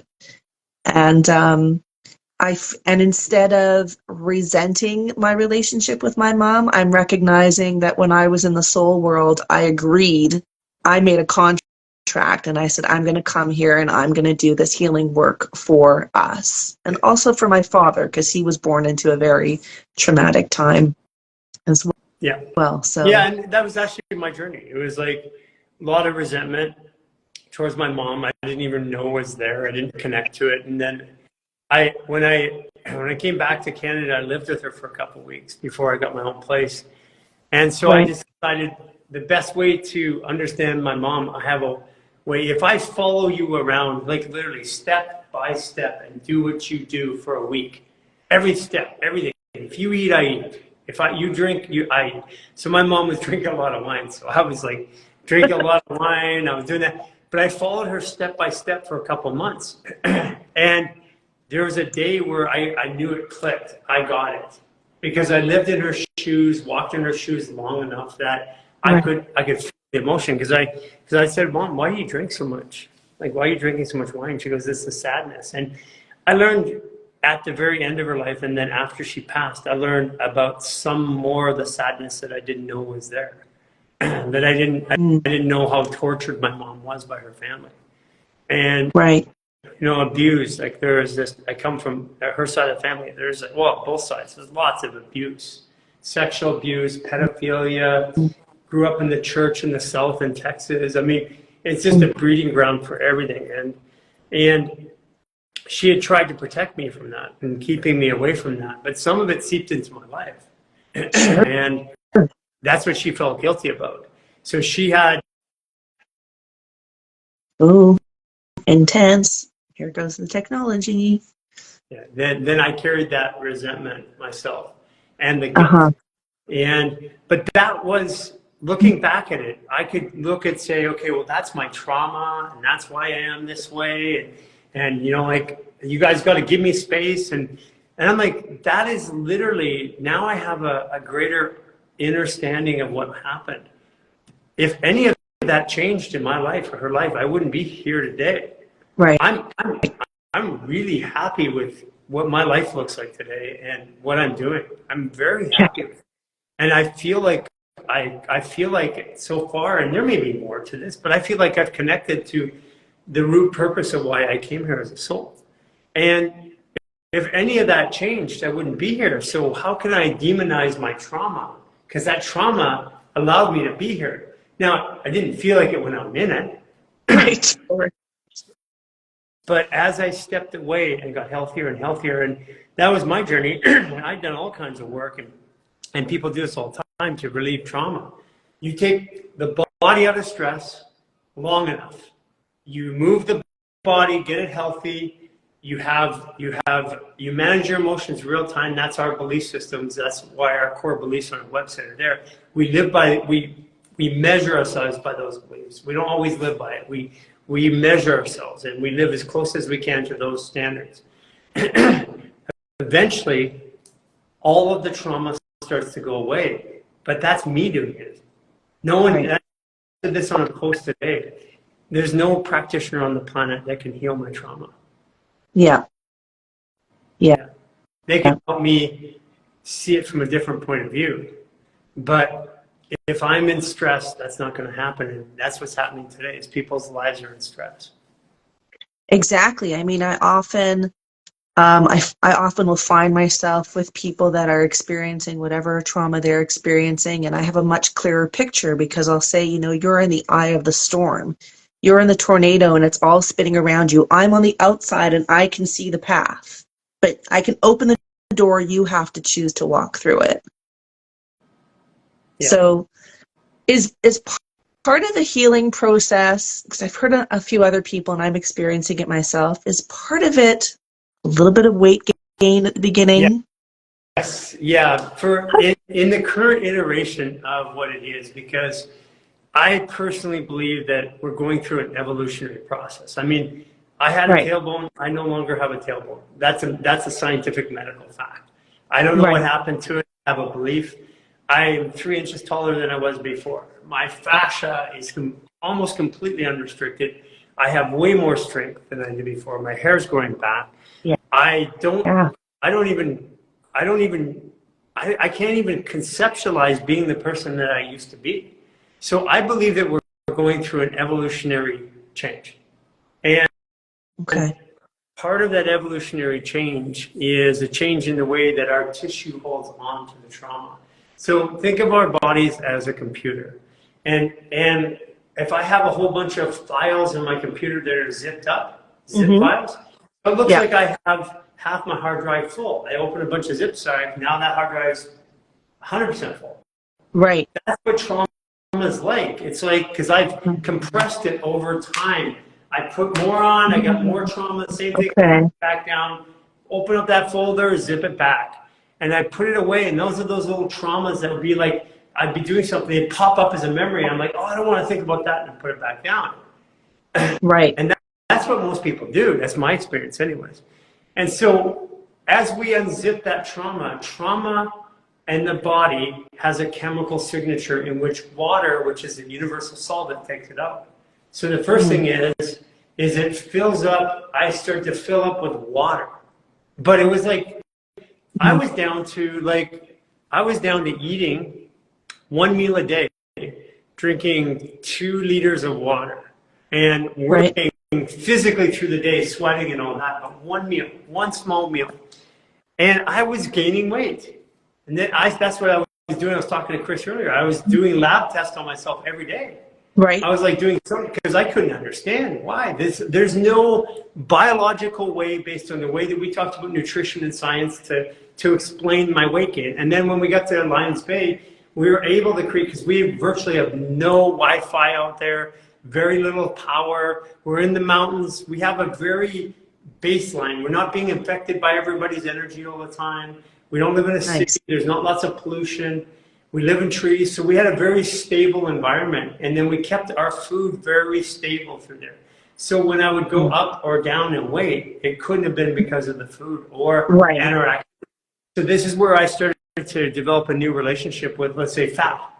Fat wasn't fat. Fat was, okay, I would literally go through lots of anger and I would get puffy around here in my liver. And then I would move I would have a realization, I'd have a moment, I'd have something out, and then all of a sudden I would just be clear and flush, and I'd feel tight around there. And so what I observed in my own body, and I can speak for myself and the ones that I've seen, which are, like, I've personally seen hundreds. I've had feedback from tens of thousands that are in the same thing. But I personally would have things come out, fill up, go away.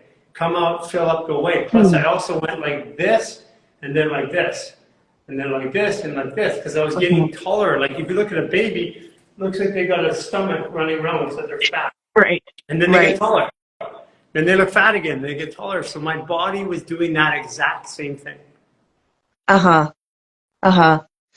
So it sounds like it's like an unpacking of the trauma. And so it goes from an energetic field to the physical body and then eventually out. Please God. I grew up as a dancer and I trained every day. And so for me, like, right there. Please God makes you a victim. Okay. Yeah, Can you? Like, I'm excited to see this. I perceive that this is going to happen, Please God okay. is chakra. It's like, please, please. And I've done that too. And I'm not judging you because I've done that all the way through. And I still got one issue I'm working on, which is my mouth. Right. Or it's working on. I'm not working on anything. It's just doing its own Right. thing. I can't Right. do anything. So, Right.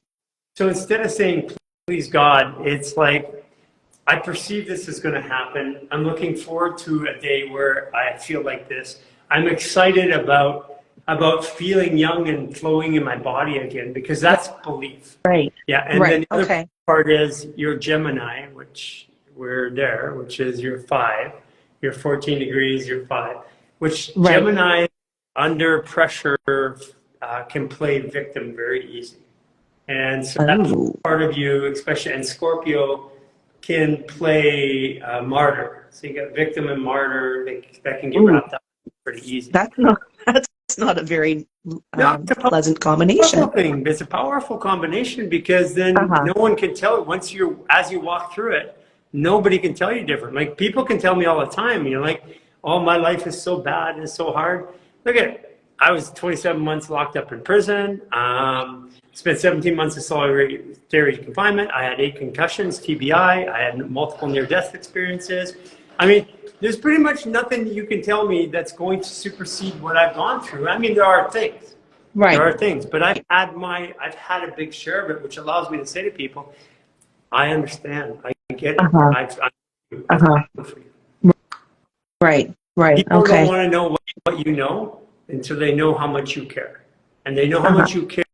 They know how much you care if you have gone through it. If you haven't gone through it, like, it's like when you have kids, everybody tells you how to, and all your friends who don't have kids tell you how to raise your kids. Right. Right. Okay. Okay. So it's all ultimately, it's a beautiful gift. Just sometimes in the moment, it doesn't feel that way. Yeah. If you and that's okay. The experience, like I was having this conversation with Lisa yesterday. She's posting some pictures, and I said, I put the worst picture of my body up that I can remember in history, which was me this fat, big. That's what I wanted you to see, because that was me at my worst. And if I can live with that worst, then you can live with whatever you're living with. Right. But if I start to doctor or change the way that you see it, then I'm controlling the way that you're experiencing the energy I'm giving you, which is my healing. I want you to see the truth of it. I want to be as authentic as possible. I love that because looking at your earlier in your earlier videos, you look like a completely different person, and that's one of the things I'm half the man that I was then. Yes, and you've got Cynthia to like fill up that other half, make you whole. So, and that's one of the things that I think is so tremendous about the work that you're doing is the integrity of it, because it's just being authentic with myself. If I don't tell myself lies, I won't tell you lies. Yes. But if I tell myself lies, I'm going to tell you lies. And I mean that with respect to people. They're going through the journey. I didn't all come at once. And it was like one step at a time to unwind from the beliefs and the programming and the life that we had. It didn't happen at once. Right. Beautiful. Well, I'm excited, and I appreciate your time and your wisdom, and I'm like annoying people in a beautiful way, telling like everybody, strangers in the supermarket, whatever. I'm just like human garage. So I just want, and I've wanted this for years. I just want everyone to feel great, because when we're all feeling great, we're all feeling great. So when we feel good inside of our bodies, we don't want to harm ourselves anymore. Right. Like when I diet or work out, if I diet, I watch my food, I want to go exercise. If I want to exercise, I want to watch my food. Right. When I don't want to hurt myself, I won't hurt others. Right. And we have a lot of conflict going on in the world right now. And I can tell the ones that want to hurt others, they're hurting themselves.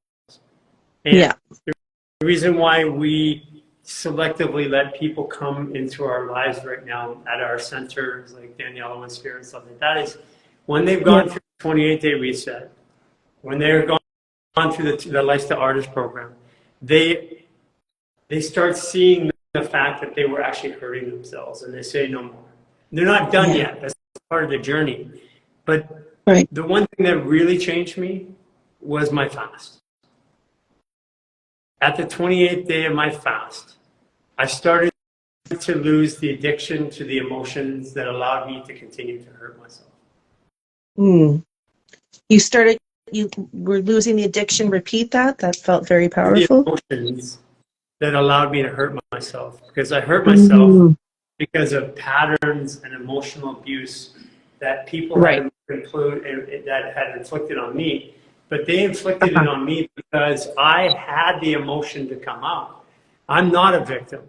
I was a victim. I blame my circumstances and my abusers. I blame them for the way I was in my life. But at some point, if I'm blaming them, that means that I can't get better. I can't heal myself unless they let me. I had to take all the responsibility and say, no, the reason why I got abused is because my soul wanted that. I needed that. Have you been to the part of the Lifestyle Artist program where they play the lady in number 6, the video? I'm still in the 28 days. I'm on day 19. In the Lifestyle Artist program, there's a lady in number 6. It's an Academy Award winning documentary, 37 minutes, and you can go get it if you want in advance. You can pay for it. I think it's 37 minutes. And what it is, the oldest living Holocaust survivor, and it's very, very pertinent to today's world, what's going on right now. And she said at 112 years old, she said something that took me 10 years to resolve in my own understanding and consciousness. She lost her family, her husband, her mom, her dad, her children to the Holocaust. And everybody's like, so horrible. And I felt that way too. And then she says, the Holocaust was the best thing that happened to me. And I'm like, how is it possible? Like literally for 10 years, that statement stood in my head. It kept coming up, and then there's a point where I got it. I connected to the frequency she was on. With enough time, everything starts to have a purpose. We can see the purpose. We can see why it happened. And if I can see the purpose, if I can see the greater good or the plan, then I can realize what that gift was. So my abuse wasn't abuse. It was a lesson to help me get here. But you know that when somebody says that is that they are a well-healed person. Like going to prison, being falsely accused. That seemed like the worst thing in my life right now, but I wouldn't trade it for anything. Being sexually abused as a child, I wouldn't trade it for anything, because that's what allowed me to be here today. And I can relate to so many people because they haven't had it. You know, they're like, I have this all the time. It's like, oh, my life is so bad. It's all this. And I'm like, here, just let me give you 5 things in my life. Okay, what do you think about that? Conversation over. It's like, get over yourself is what I'm saying to people a lot of times. Is get over yourself. You know, I know this bad happened, but you're the one that's choosing to hold it in your consciousness. You're reinfecting yourself. You're causing that trauma to move forward. Life isn't causing it. They're causing it.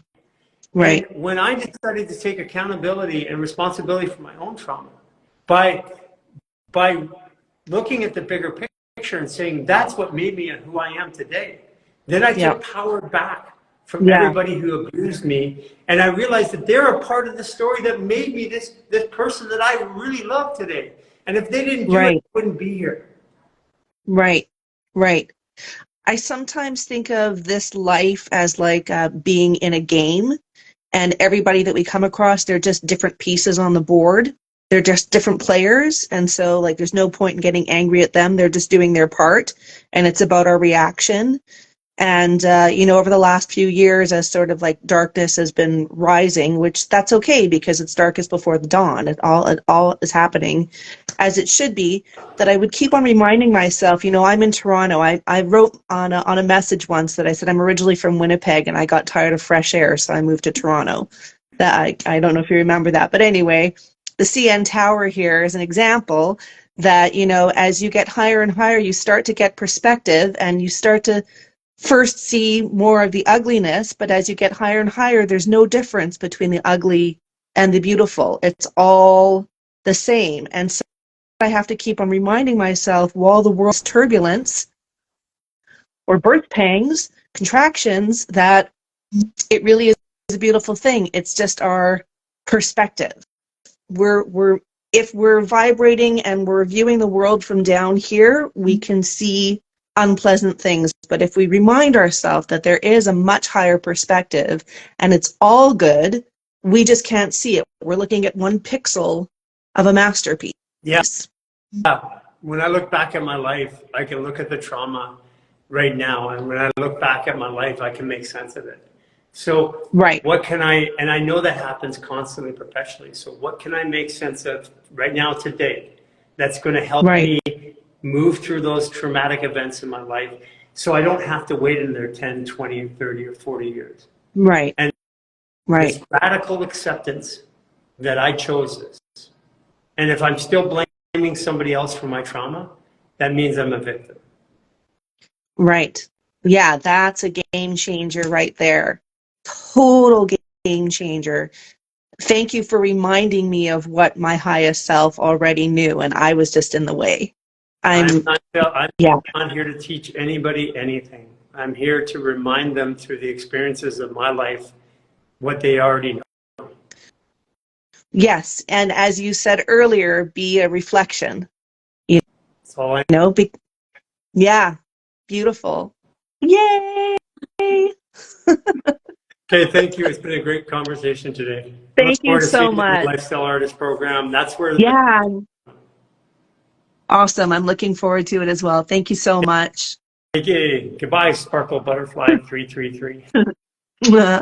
Only a Scorpio would have Sparkle Butterfly 333. So, guys, today was a fantastic conversation. We gotta talk about radically in the very first part of it about how we're here and about birth and about the process and about working with ourselves and helping our own body through. And then we got to talk to Chris Kidawski. If you haven't done it yet, there's a free nutrition course. You can get a sample of what's coming. Go to our website. It just went live. You can register for the free course. And I believe the 12-part series you'll be able to register for. And at the end of that, I think it's $297. At the end of that 12-part course, you're going to have more information than the people that you're currently going to for nutrition help, because you're going to know how to work with your body. There's a beginners and an advanced series. So there's a 12-week and then a 10-week. Yeah, and yes, so 12 weeks to start off with and a 10-week after that. And the beginner is, if you're a nutritionist, the beginner program is a prerequisite, but you will not be bored, I can promise you, because we're challenging what you've been taught.